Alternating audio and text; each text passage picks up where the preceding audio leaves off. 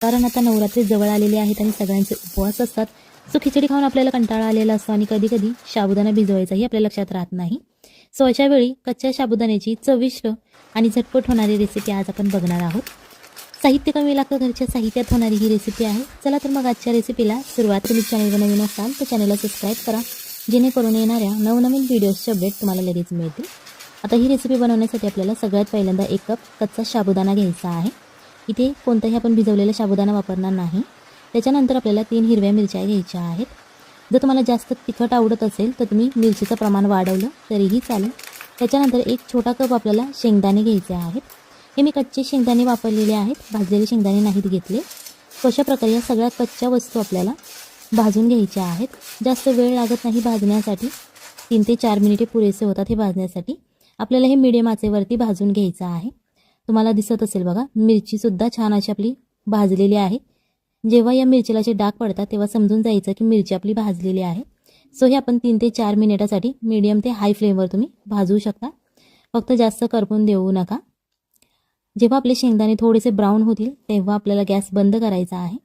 आता अशा प्रकारे मिरच्यांना डागसुद्धा पडलेले आहेत आणि शेंगदाणेसुद्धा भाजलेले आहेत. त्याच्यानंतर हे थोडंसं थंड करून घ्यायचं आहे. रूम टेम्परेचरला आपल्याला थंड करायचं आहे.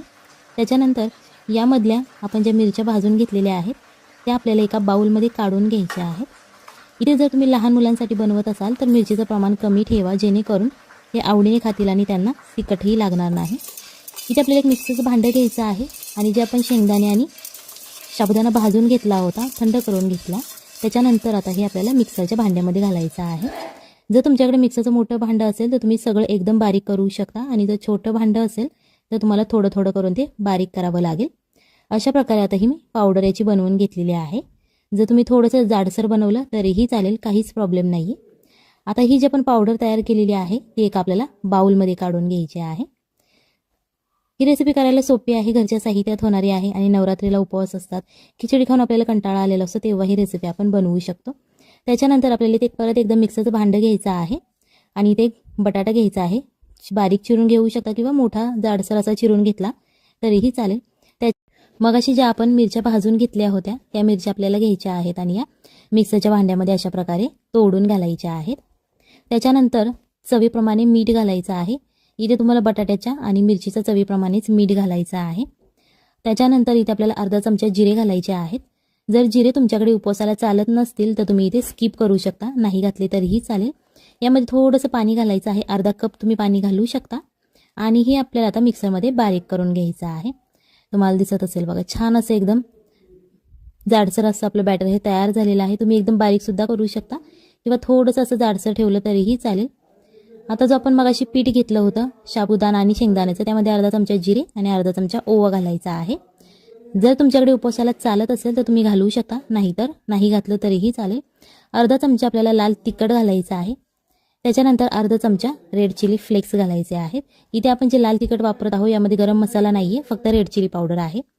चवीप्रमाणे आपल्याला मीठ घालायचं आहे, जेणेकरून साबुदाणा आणि जी आपण शेंगदाण्याची पावडर केलेली आहे त्याची छान, याच्यानंतर आता हे छान असं मिक्स करून घ्यायचं आहे, एकजीव करायचं आहे. आता यामध्ये पाण्याचं प्रमाण तुम्हाला लक्षात ठेवायची गरज नाही आहे, जास्त काही अवघड रेसिपी नाही ही.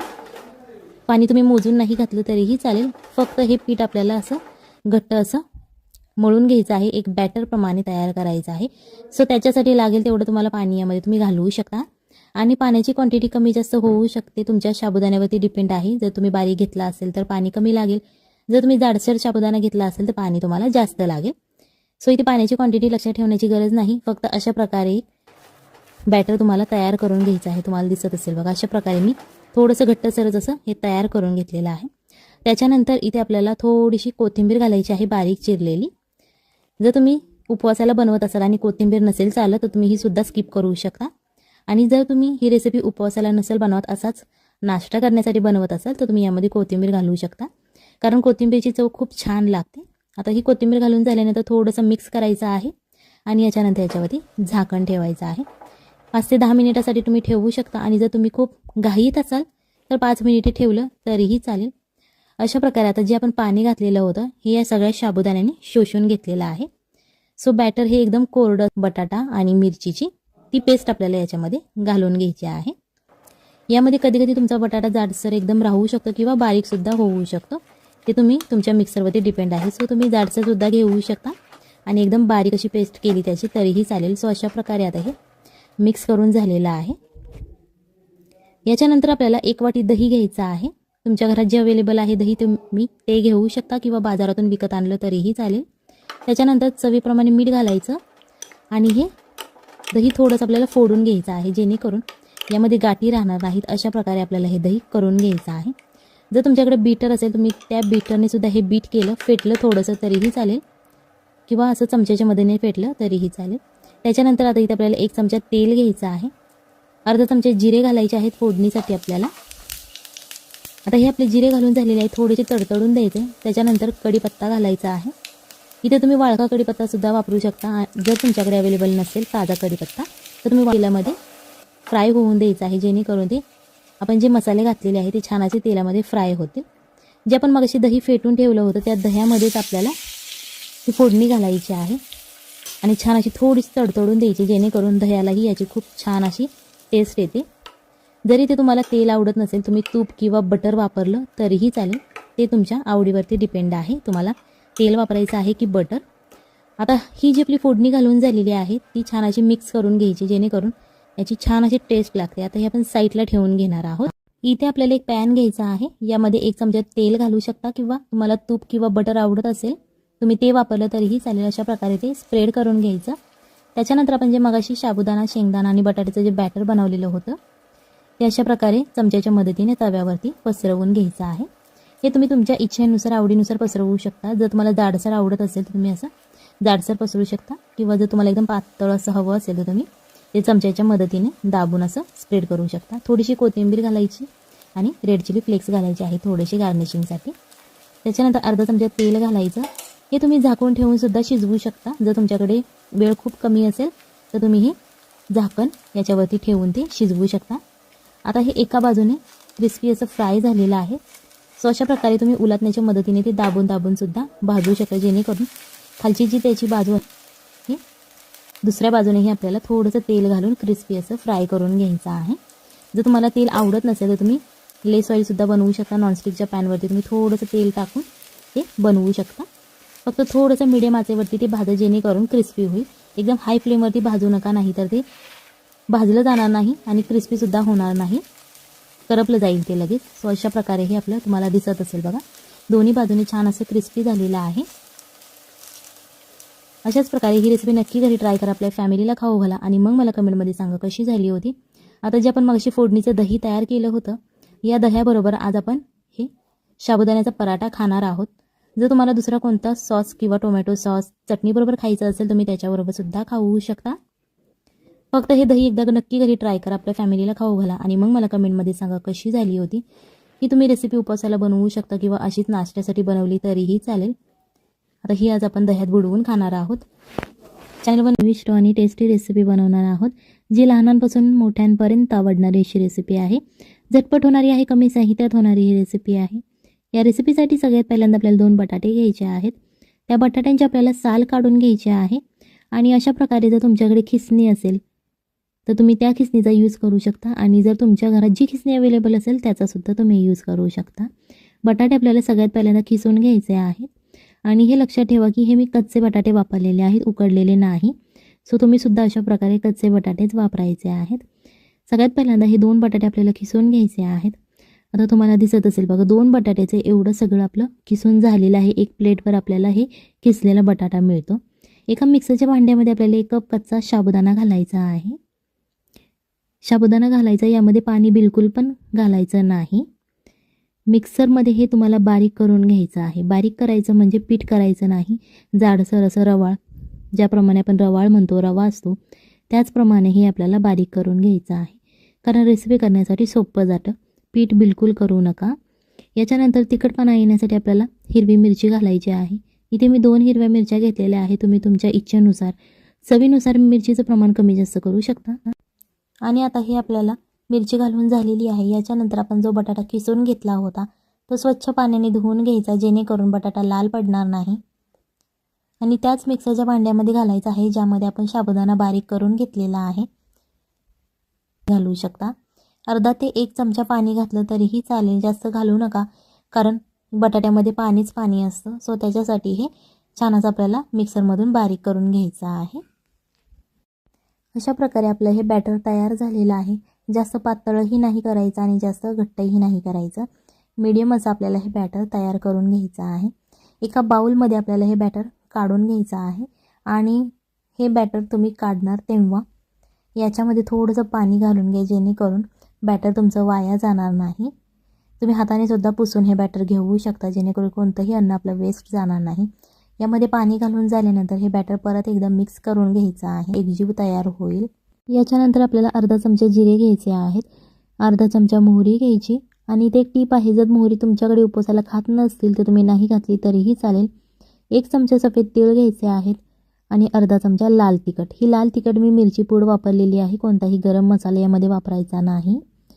थोडीशी हळदी घालायची आहे, 1 चमचा धने पावडर घालायचे आहे, तुम्ही इथे कोथिंबीरसुद्धा घालू शकता आणि अर्धा चमचा रेड चिली फ्लेक्स वापरायचे आहे, जेणेकरून दिसायलाही खूप छान दिसतं आणि चवीलाही तिखटपणा येतो. सो हे जे सगळे मसाले आहेत ते छान असे चमच्याच्या मदतीने आपल्याला मिक्स करून घ्यायचे आहेत. तुम्ही हाताने मिक्स केले तरीही चालतील, काहीच प्रॉब्लेम नाही आहे. सो आता हे मसाले आपले मिक्स करून झालेले आहेत. खूप छान असे दिसायला दिसतात आणि चवसुद्धा खूप छान देतात. एका छोट्याशा पॅनमध्ये आपल्याला 1 चमचा तेल घालायचं. तेल गरम झाल्यानंतर हे जे आपण मसाले मिक्स केले होते ते सगळे मसाले आपल्याला तेलामध्ये घालून घ्यायचे आहेत. चमच्याच्या मदतीने हे छान असं मिक्स करायचं. मिक्स झाल्यानंतर गॅस लगेच बंद करायचा आहे, जेणेकरून तुमचे मसाले जास्त शिजणार नाहीत, फक्त ते गरम होतील आणि चवसुद्धा खूप छान देतील. नाहीतर तुम्ही गॅस चालू ठेवला तर तुमचे मसाले करपले जातील आणि चव छान येणार नाही. अशा प्रकारे आता आपला हा मसाला छान असा भाजून झालेला आहे. याच्यानंतर आता जे आपण पीठ भिजत ठेवलं होतं ते पीठ घ्यायचं आहे आणि जे आपण मसाले फ्राय केले आहे ते मसाले या पिठावरती घालून घ्यायचे आहेत. सगळे घालून घ्यायचे आहेत, अर्धं वगैरे असं घालायचं नाही, कारण या रेसिपीसाठी आपण जे प्रमाण घेतलं होतं मसाल्यांचं ते सगळं आपल्याला या रेसिपीमध्ये पडलं पाहिजे, जेणेकरून याची चव खूप छान लागते. ही रेसिपी तुम्ही नक्की घरी ट्राय करा, खूप छान चव लागते या रेसिपीची आणि उपवासाला आपल्याला खिचडी खाऊन कंटाळा आलेला असतो. सो एखादा नवीन चेंज असा आपल्या आयुष्यामध्ये हवा असतो. सो त्याच्यासाठी आज आपण ही रेसिपी बनवणार आहोत. इथे आपल्याला एक ग्लास घ्यायचा आहे आणि प्लॅस्टिकची पायपिंग बॅग घ्यायची आहे, जी केकवाले यूज करतात क्रीम भरण्यासाठी, डिझाईन काढण्यासाठी. सो ती प्लॅस्टिकची बॅग घ्यायची आहे आणि अशा प्रकारे ग्लासमध्ये ती फिट करून ठेवायची. जर तुमच्याकडे प्लॅस्टिकची बॅग नसेल तुम्ही कपडा घेतला एखादा तरीही चालेल, रुमालसुद्धा घेऊ शकता, पण तुम्हाला तो रुमाल कट करावा लागेल. सो अशी प्लॅस्टिकची बॅग घ्या आणि जे आपण बॅटर तयार केलेलं आहे, जेवढं बॅटर यामध्ये बसत आहे तेवढंच घाला, जास्त ओव्हर घालू नका, नाही तर तुम्हाला ते पकडता येणार नाही. बॅटर आपलं घालून झालेलं आहे. आता याच्यानंतर ग्लासमधून हे बाहेर काढून घ्यायचं आहे आणि बॅटर थोडंसं खालच्या बाजूने दाबून घ्यायचं आहे, जेणेकरून ते पूर्ण खाली सरकलं जाईल. यामध्ये जे बबल्स दिसत आहेत ते पुढे आपले बबल्स निघून जातात, सो टेन्शन घेऊ नका. परत हे ग्लासमध्ये ठेवून द्यायचं आहे, जेणेकरून ते छान असं सेट होतं. जराशी एका कढईमध्ये आपल्याला तेल घ्यायचं आहे आणि थोडासा जो पुढचा भाग आहे तो कैचीने कापून घ्यायचा, जेणेकरून यामध्ये जे बबल्स तयार झालेले आहेत ते निघून जातील. तुम्हाला हवं तेवढं तुम्ही कापू शकता आणि अशा प्रकारे तेलामध्ये तुम्ही चकल्या घालू शकता. तुम्हाला जो शेप आवडत असेल तुम्ही तो घालू शकता. आज इथे मी तुम्हाला 3 पद्धती सांगणार आहे ही रेसिपी करण्याच्या. सगळ्यात पहिल्यांदा ही जी पद्धत आता मी दाखवली ती पहिली पद्धत. हे छान असं फ्राय झाल्यानंतर आपल्याला एका प्लेटमध्ये हे काढून घ्यायचं आहे. त्या पोटात जाणार नाही, टिश्यू पेपर सगळं तेल सोक करून घेईल. सो त्याच्यासाठी टिश्यू पेपरचा तुम्ही यूज करा. आता जी ही दुसरी पद्धत आहे त्याच्यासाठी आपल्याला एक खिसणी घ्यायची आहे छोटी, जी आपण आलं खिसण्यासाठी वापरतो.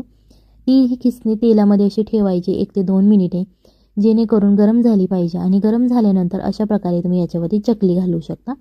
चकली घातल्यानंतर परत ही खिसणी आहे ती तेलामध्ये सोडून द्यायची आहे, जेणेकरून छान अशी चकली फ्राय होईल. लक्षात ठेवा, चकली काढण्याचा सुरुवातीला प्रयत्न करू नका, जेव्हा ती चकली फ्राय होते तेव्हा ती आपोआप निघते. ही जी तिसरी पद्धत आहे, तुम्हाला माहिती कुरकुरे वाकडे तिकडे असतात, सो त्याचप्रमाणे तुम्ही कुरकुरेसुद्धा बनवू शकता वाकडे तिकडे आणि फ्राय करू शकता. जे आपण साबुदाण्याचे पदार्थ तळतो ते सुरुवातीला लगेच चमच्याने हलवायचे नाहीत, नाहीतर ते चमच्याला तुमच्या चिकटले जातील. जेव्हा ते साबुदाण्याचे पदार्थ तेलामध्ये फ्राय होतात ते आपोआप वरती येतात. सो तुम्हाला काहीच टेन्शन घेण्याची गरज नाही. अशा प्रकारे आता आपले साबुदाण्याचे कुरकुरे तयार झालेले आहेत. सो ही रेसिपी नक्की घरी ट्राय करा, आपल्या फॅमिलीला खाऊ घाला आणि मग मला कमेंटमध्ये सांगा की कशी झाली होती. चला तर मग भेटूया पुढच्या एका नवीन रेसिपीमध्ये. तोपर्यंत बाय बाय, टाटा.